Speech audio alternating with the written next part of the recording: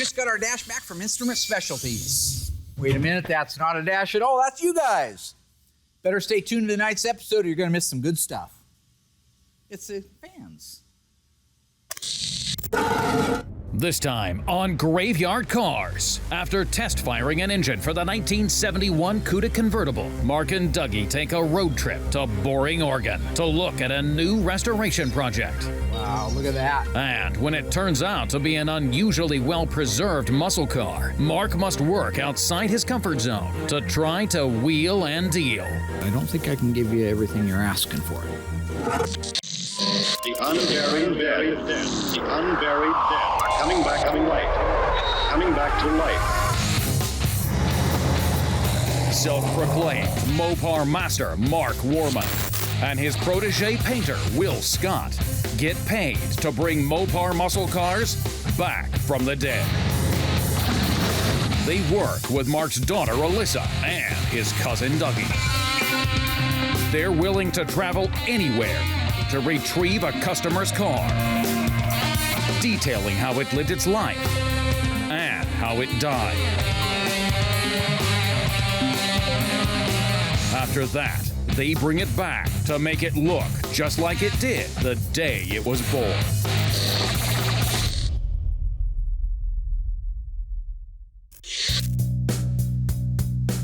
Curious George is installing the trunk floor pan in a 1 of 350 1970 GTX 444 speed. Now I'm going to slide the trunk floor in place. I've already prepped out the bottom, put on the brackets. Because I sectioned it, I'm able to leave everything together, like the rear body panel, the lights are still in, the wheel tubs, the trunk extension still in place. Makes my job way easier. Today we're working on a 1970 GTX. It is a very rare car for the case of most of the cars I get in the shop are rusted, the metal's gone, it's garbage. I put a ton of time into them. This car, I only have to replace the trunk floor. I've already cut out the trunk floor as you see, and I drilled out most of the welds, and I've cut out my new piece so I can put it in the placement. This is my brand new floor, the rest of it right here, and here's my old trunk floor. I went through already and I prepped out the rails. I put some undercoating so they will not rust in the future after I put the new floor in. My trunk extensions are beautiful. My reinforcement's beautiful. This is a very nice car. Honestly, it's a major win for me because the less time I have to put into this car. It's like a glove. Clamp down here. All right, now I'm gonna pull down the rest of the floor and I'm going to lock it into place to the wheel tubs. I'm doing all this so I know that it's exactly where I want it. It's right where the manufacturer put it the very first time. And it makes my job a lot easier.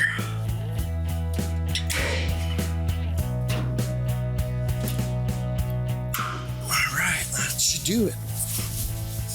Now that I've got all of that in place, I'm gonna go through and start putting some set screws in place to hold the rest of the trunk floor in place.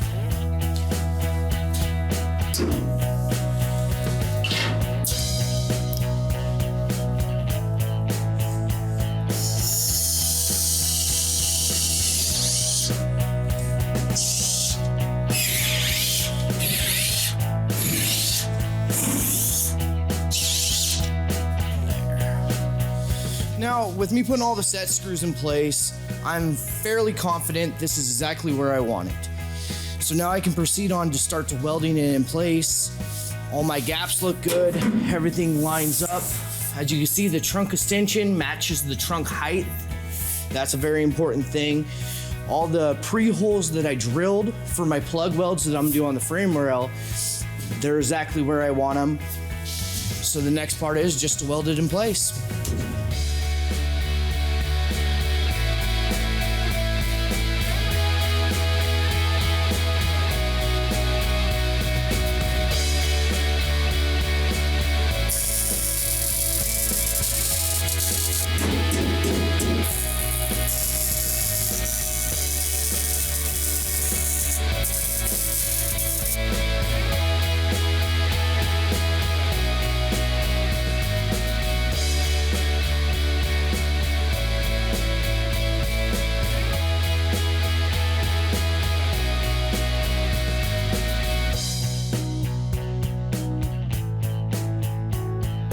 I just finished up tacking the whole entire floor in place, so my floor's got less chance of moving around.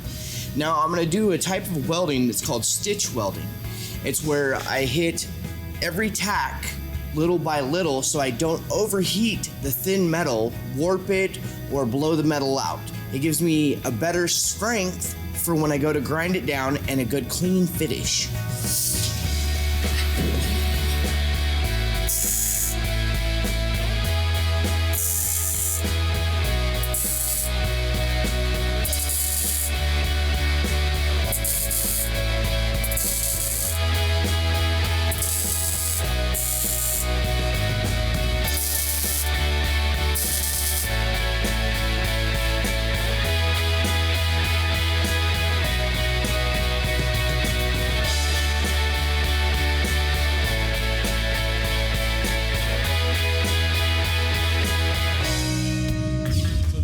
Finally come.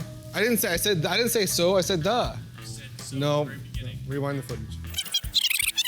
So the day has finally come. The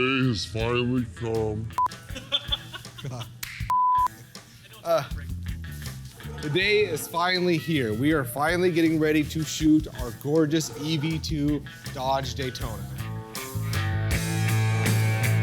This Daytona has been with Graveyard Carz for several years. The owner opted for a full restoration, despite the Daytona being in great condition for its age.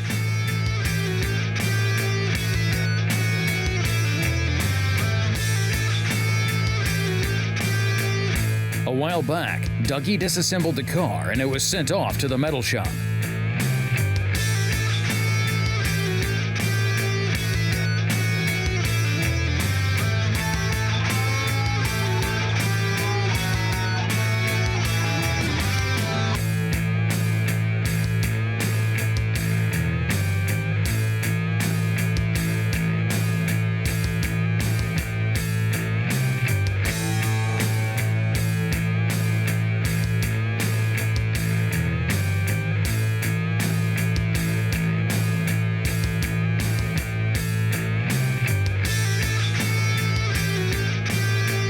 The last time we checked in on the Daytona, Will had finished the primer, and now it's ready for its pre-paint.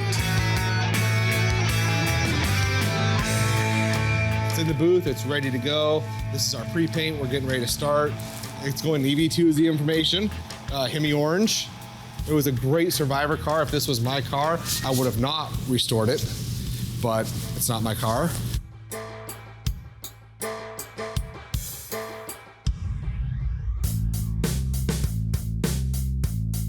Our 1971 Cuda convertible, 340, 3-speed manual transmission. It is in the assembly shop waiting to go together. One of the first things that we're gonna do is get it mobile. To get it mobile, we need that 340 that Cousin Dougie's standing over the top of right now running.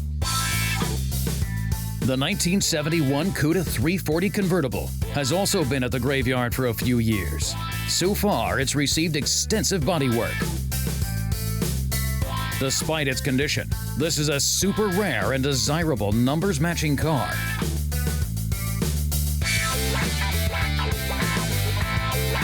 When it's all said and done, this car will be FC7 in violet, with white bucket seats and a matching convertible top, making it the only one like it to leave Graveyard Carz, and possibly Hamtramck, Michigan.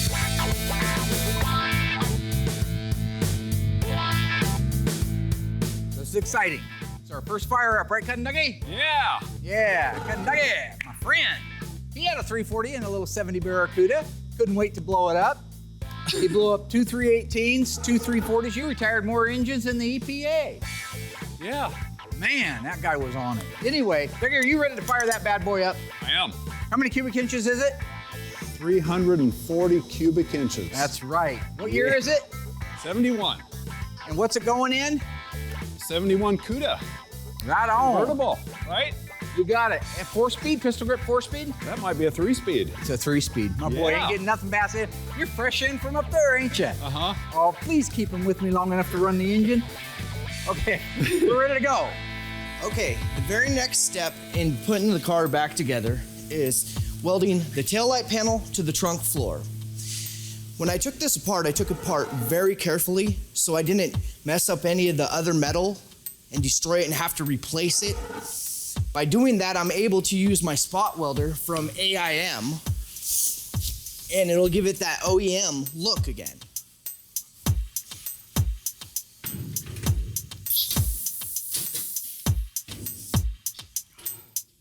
And what the spot welder does here is it fuses the two metals together, giving it a nice clean finish. And as long as I hit the original spot weld marks from where the factory put them, it all looks original.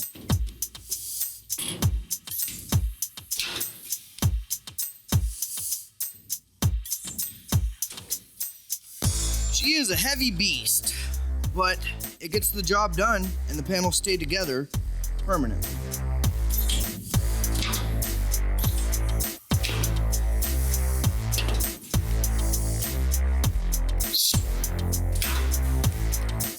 Now this is the very last step that I have to do on the car before it is complete and able to go over to mud.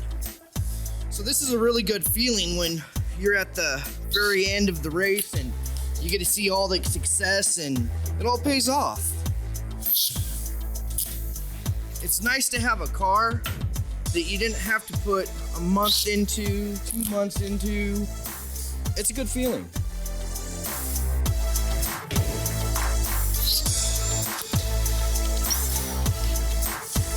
Now, ladies and gentlemen, that is it. This car is finished and ready to go over to mud.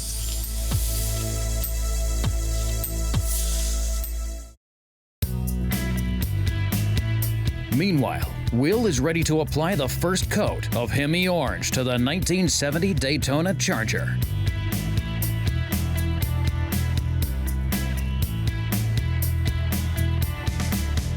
The car was really clean when it came back from the dipper. We just had a couple little things to address. Yeah, it was just, now that thinking back on it, was just solid from the get-go.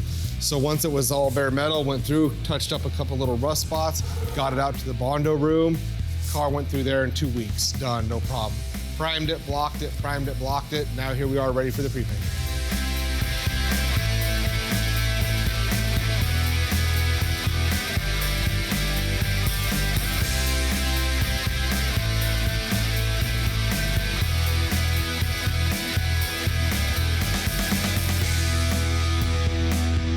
Are you ready to fire it up? Yes. Just so everybody knows, this engine has never been ran. It probably won't run now. But what we do is real at Graveyard Carz. You don't get it all fired up and everything, and then we bring the cameras in and say, oh, look how great we are. Whatever mistakes we have, it's what we have. If it starts up, we got lucky. Are you ready? I'm ready. Why don't we turn some ignition on?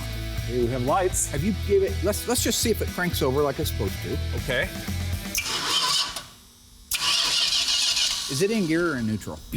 Should be a neutral. Okay. Unless Did you already somebody- fill the gearbox? Somebody's been, no, it's in neutral. Okay. And I filled the gearbox.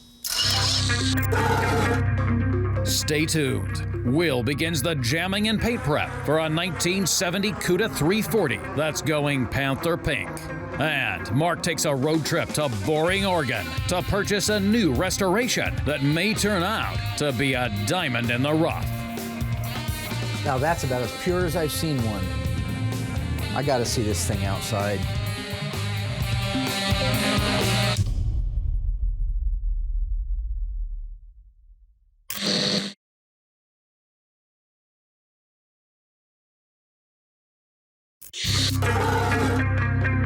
Back in 1970, all you had to do was sit inside a Challenger RT to know that it meant business. Gauges for everything you could think of, and more room for passengers than any other pony car of the time. The standard engine was a 335 horsepower, 383 4-barrel Magnum, hooked up with a full synchronized 3-speed stick and 470/14 white raised letter tires. Optionally, if you were a performance nut, you could get the 440 Magnum 440 6-pack or the 426 Hemi. Over the years, due to their low production numbers as well as their low survivability, any Challenger has become worth a substantial amount of money, making the 1970 Challenger RT our corpse of the week.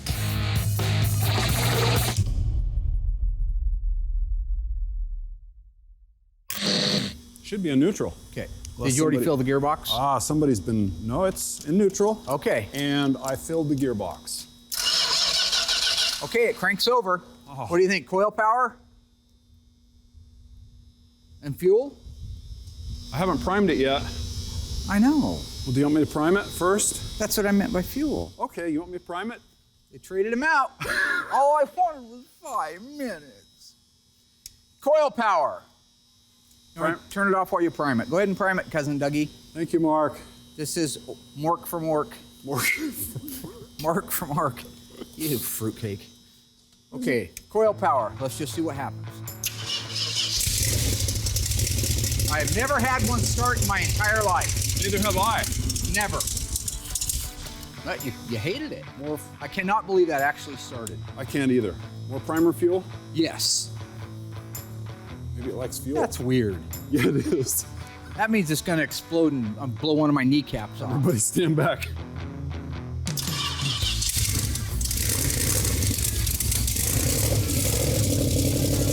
To the oil pressure. Good.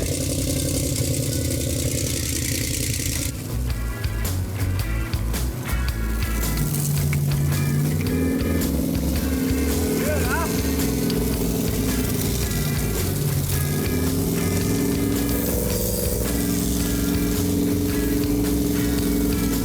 Remember that one? Big Jagger. Start me up. Did it have a dance? No. Dance nothing. All with your hand. Use the seat. Then you go in here like this.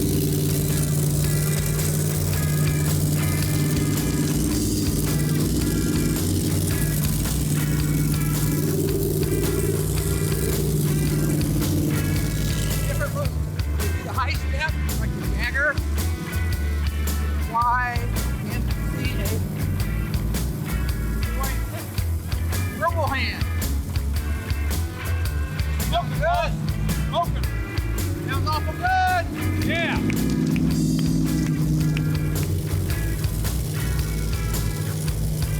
Get low. I'm getting back. I'm gonna button it up. Okay, it's been run long enough now to break in the cam. We have 0 leaks. Good job. Yeah. Come on in, come Oh, on hi. in, Dougie. Yeah, hey. Hi, Mark. This is Cousin Dougie. He works on engines with me. He's from another planet, another solar system. So anyway, he's a good mechanic. Up there, they got him working on all the spaceships. He has a dog named Astro. Spec. No, Astro. Astro, that's right. Yeah. He got a little treadmill. Him and Astro run together on the treadmill. It's kind of fun. Got that new microwave setup up there and all that. Yeah, Right? a new one. Well, while he's here, he's working on Mopars. He did a good job. Now that we got it running and we know we're out of the woods, we'll shut it off, let it cool down, move it inside, get it put back over on an install cart. Now we can install the drivetrain in our CUDA. Tell everybody how happy you are right now. I am stoked. Look at that camera right there. Tell That camera right there? Yeah, tell. Hi, camera. I am stoked. He's chased a lot. Yeah. Yeah, why are you crazy? What? Oh, boy. Oh, bye. Still doing interviews. Hi, Doug. Bye, Mark. Good job. You got it. I'm going to go inside and let everybody know that we are ready to install a drivetrain. That's going to be cool. I cannot wait to see that car. I've never seen a real FC7N Violet convertible with a white top, white interior.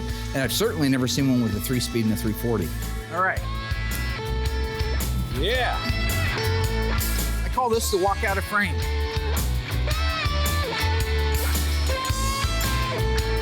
That's crazy. It's crazy. I call this the walk out of frame. Yeah, yours is an idiot. All right, let's go get something to eat.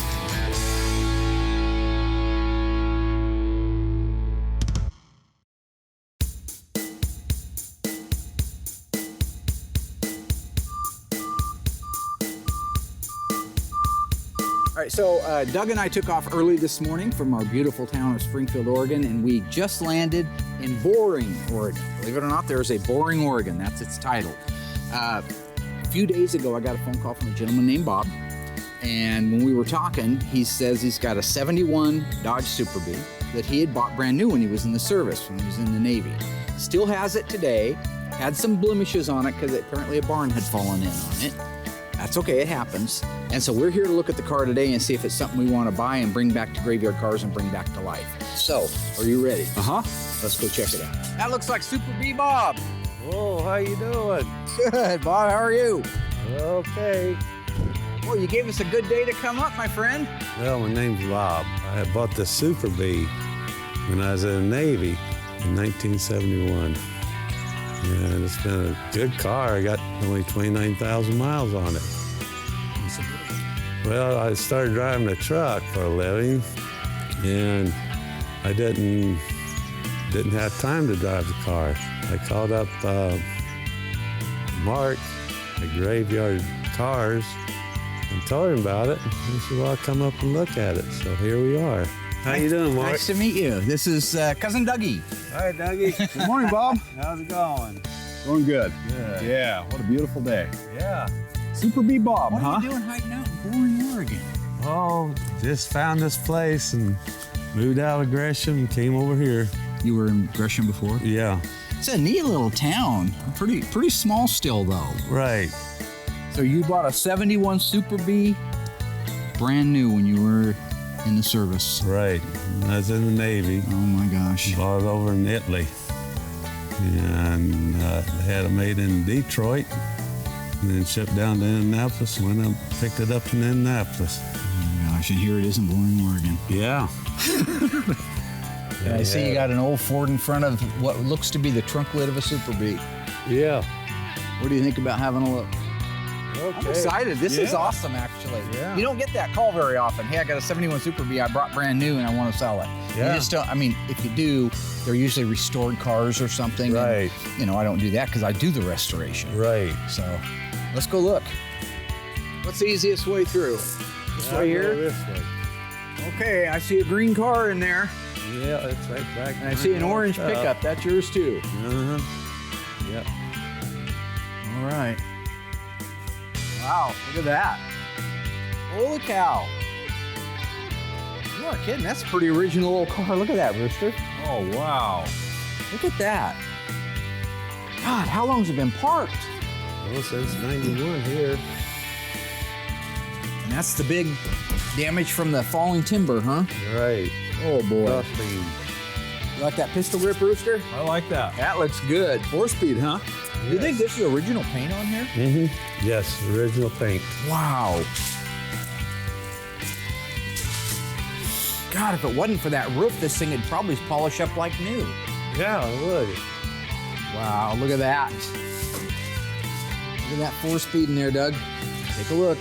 Oh, my goodness. Your I favorite love thing. We learned in the Corpse of the Week that a 1970 Challenger RT came standard with a 383 4-barrel, 3-speed stick, and 470 14 white raised leather tires. How many seconds would it take to race the quarter mile with a standard equipped 1970 Challenger RT? 16 seconds, 14 seconds, 21 seconds. Find out after the break.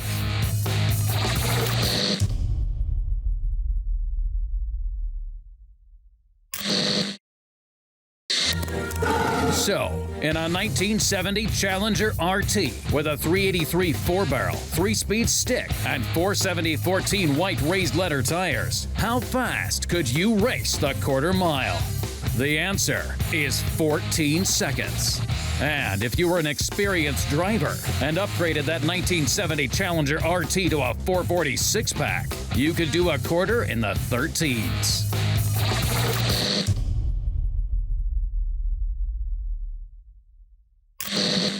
Wow, look at that. Look at that 4-speed in there, Doug. Take a look. Oh, my goodness. Your I favorite love thing. it. Yeah. I love it. That's the 71 B-body non-console shift. That's a rare little shifter right there. I don't see a lot of frills. No air conditioning, no power windows. So I bought this 1971 Super B in Naples, Italy, and I got back to ship and I said, what the hell did I do? But, you know, I enjoyed it. You know, got the girls and stuff back in. Other than that, Yeah, I just want somebody to restore it. I just want to take it to the junkyard, you know. But that's the way it is. Interior's pretty nice, huh? It's amazing. Seats are all 29,000 intact. original miles. Unbelievable. Original trunk mat, spare tire, original jack. Those are the two beauty rings that are missing on the flat side here. Mm-hmm. That's the kind of DNA you can't fake. It is what it is. These have been replaced, but that spares an original white wall. I hate to ask this, Bob, but I like the car, and I'd like to probably talk with you about buying it. But can we get it outside so I could see it a little better? Oh, yeah. If I put air in the tires, we brought an air tank with us. Oh, okay. That sounds good. Look at that. Ooh.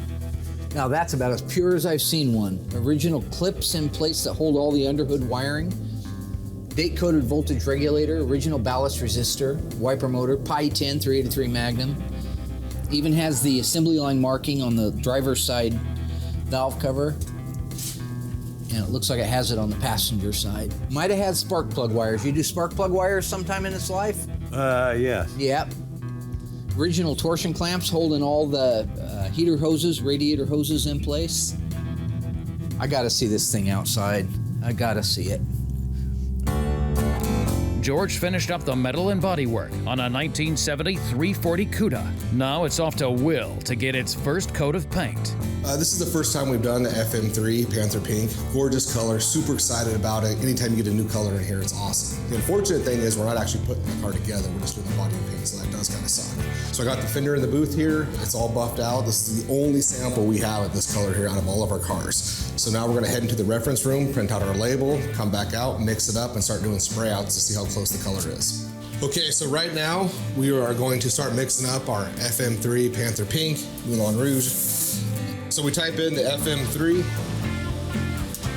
There it comes right up. Moulin Rouge or Panther Pink. One's Plymouth, one's Dodge. Gives you your paint code.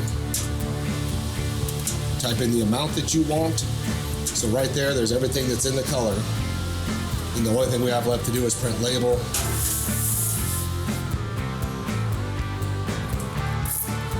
Gives us our label and exactly what it takes to make this color. This is one of my favorite colors. We haven't done it yet, so I'm super excited about this car.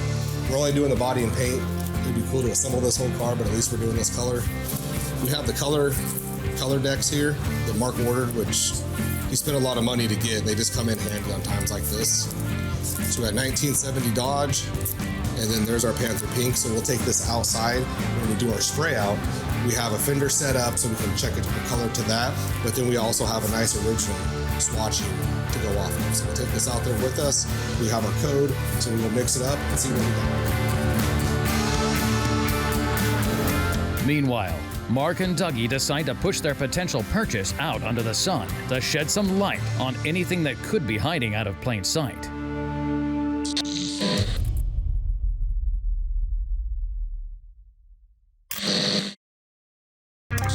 Still to come, Will matches the correct Panther Pink for the 1970 CUDA 340. You can see that it needs to be a little darker. And Mark finally decides if he's going to buy the car, I also don't want to go back home empty-handed. forcing him to channel his inner Mike Brewer to wheel and deal. But with the roof like that, it's got to be addressed. It just can't be ignored.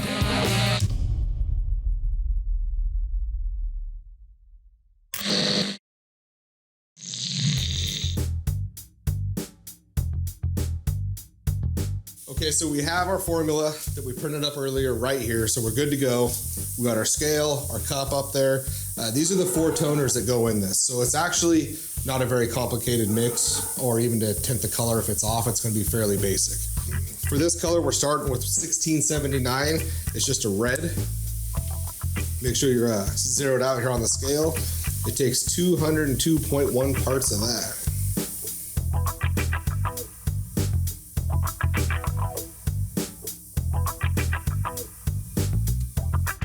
So our next color is 1692, which is also a red.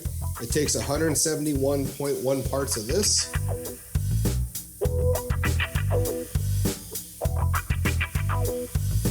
All right, we got that one done. So now it takes the white and it's 91.2.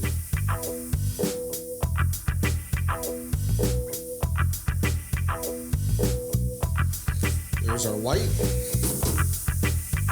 And then the last one is a 1609, which is a violet. And it takes 34.2 of that.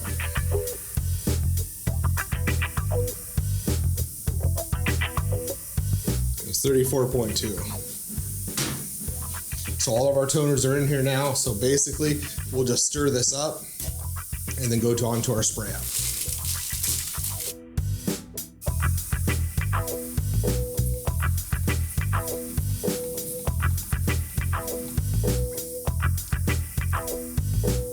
All right, so now that we got our paint mixed up perfectly, I'll spray it out, get on a nice one of these spray out cards here. Once that dries, we'll compare it to the fender that we have out there and see if our color is good or if it needs to be tinted. Back in Boring, Oregon, Mark fills up the tires to push the car out in the sunlight and get a better look at what it has to offer. So right now, Doug and Bob are inside getting the Ford truck ready to move out. First thoughts on the car is it's really clean, original car. I'm really impressed with the fact that it's all original paint, that it's a 4-speed car. I mean, that's a good demographic. It sucks about the roof. If that roof wasn't like that, that car could be made into a driver really easy and be a nice driver, right? 29,000 miles. But with the roof, you have to address it. You can't just bump it out or rough it out or say, oh, I'm gonna jack it up and it'll look okay. You gotta fix the roof.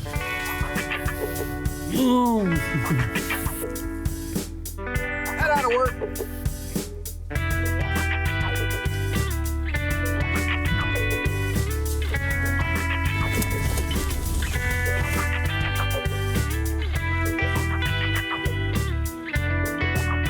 Hate it.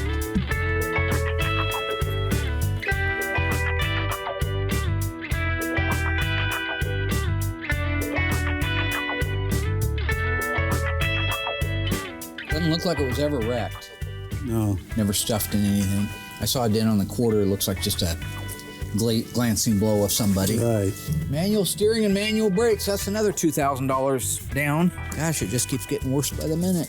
13th Naval District. Now I'm going to get you back up because of your decal and your service to our country. I'm going to go back up another 1,000. Okay. But I'm not done looking yet.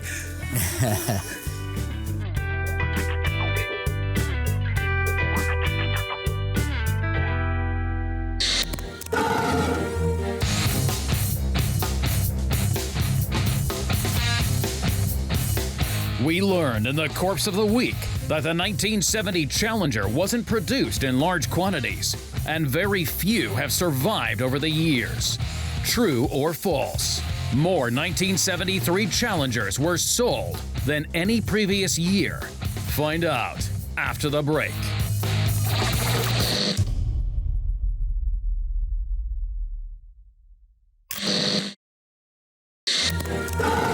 Dodge sold more 1973 Challengers than any previous year. Was it true or false? It's true.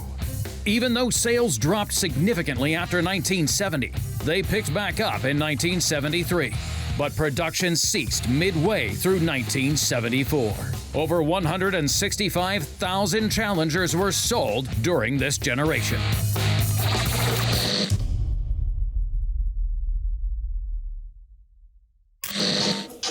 Did you have mufflers put on it at some point? Yes, I think I did. Yeah.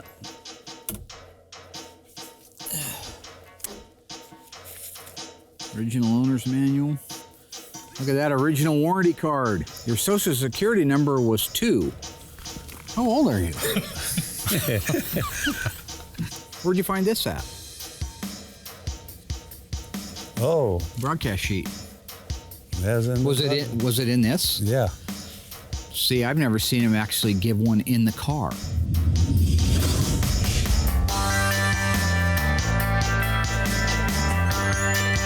So where we left off, we were getting ready to do the spray outs. I've already done them because it does take time for the clear coat to dry. So these have sat for a couple hours. And it's what I did was to kind of give you guys an explanation, like make it a little bit clearer on where we're at with all this. Right here, we have the standard.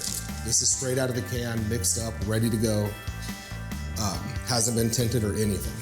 So if you take this up to your fender you can see that it needs to be a little darker, not much, just a little bit darker and a little more purple.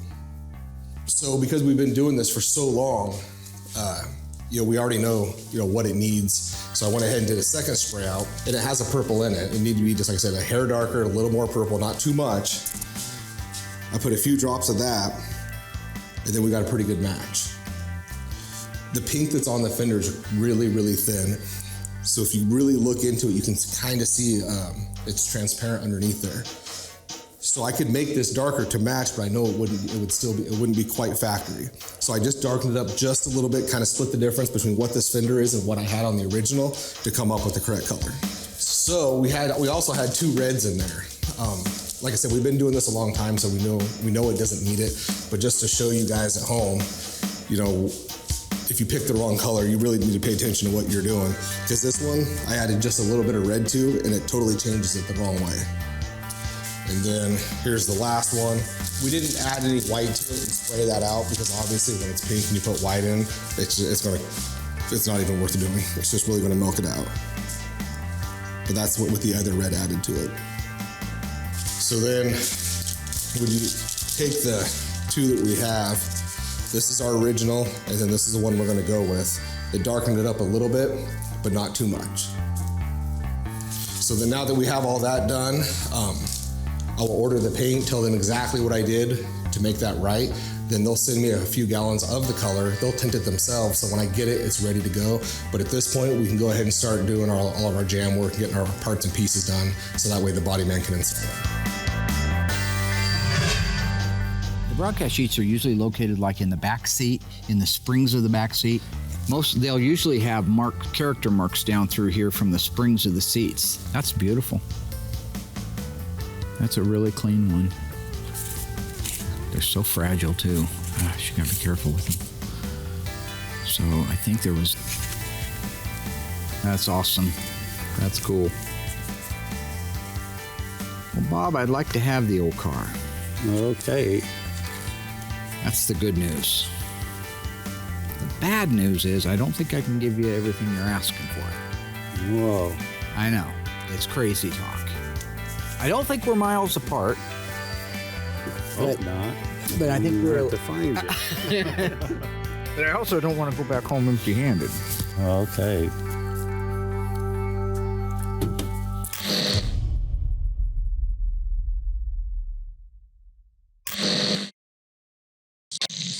So here in front of me, we have our quarter panels for our 1970 CUDA. And we like to do all the undercoating while they're off the car because once they're on the car, you can't go past the wheel wells to undercoat it or do any more paint work. So this way we're able to mask off the area that needs to be masked off and then undercoat the whole entire thing. Once that's done, we'll unmask this and then we'll paint the whole thing pink. So when George goes to install this, it's just a quality job and it's that much cleaner when it's done. So for this, we use a fuser product, which is a sprayable seam sealer. So it just kind of goes into our gun, lays out just nice. It just needs time to dry. If you top coat it too soon, it won't actually dry. It says you can go right back over it, but just to be safe, I like to give it 24 hours. So when I come back tomorrow, it's really hardened up and then we're good to go from that point forward.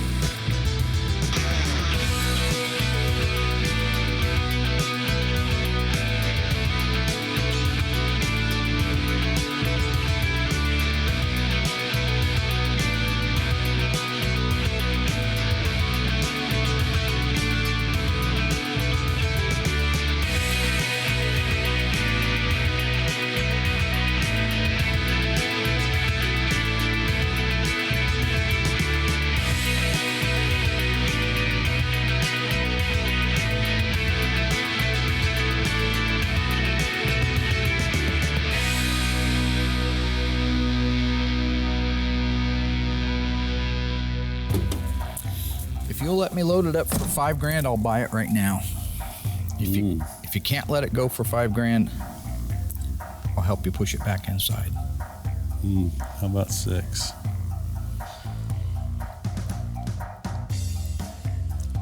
You meet me at 55 just because of my big old dumb heart falling out all over the place. Things cost me more money than not. Lord have mercy on a country boy. They get You know what I'm 10% saying, of what Dougie? you're selling it for? What?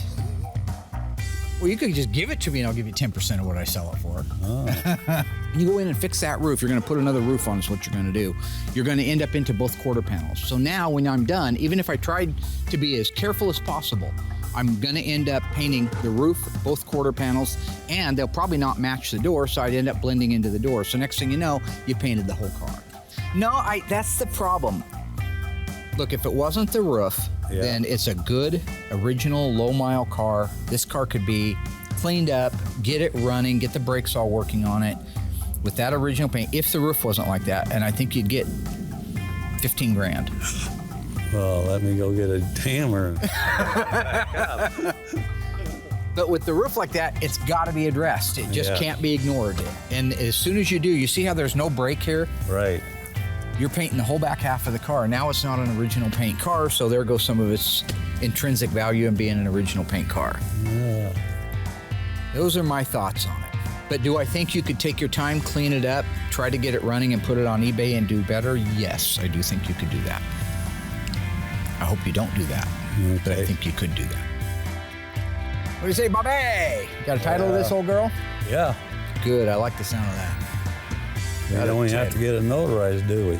No, not in Oregon. Right. Yeah, you can just hand. Is it the original title?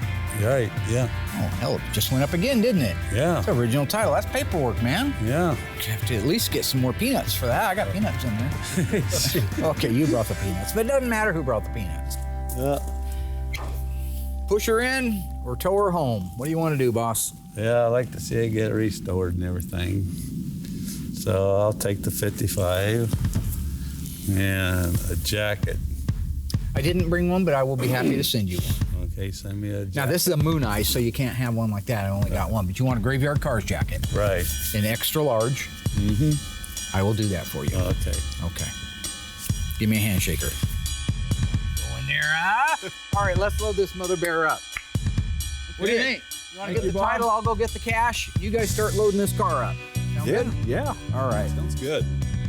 Well, I can tell you somebody's going to have a nice car someday. They're going to have to step up and have it restored, but I think that's a good one to do. I think that's a good one to do.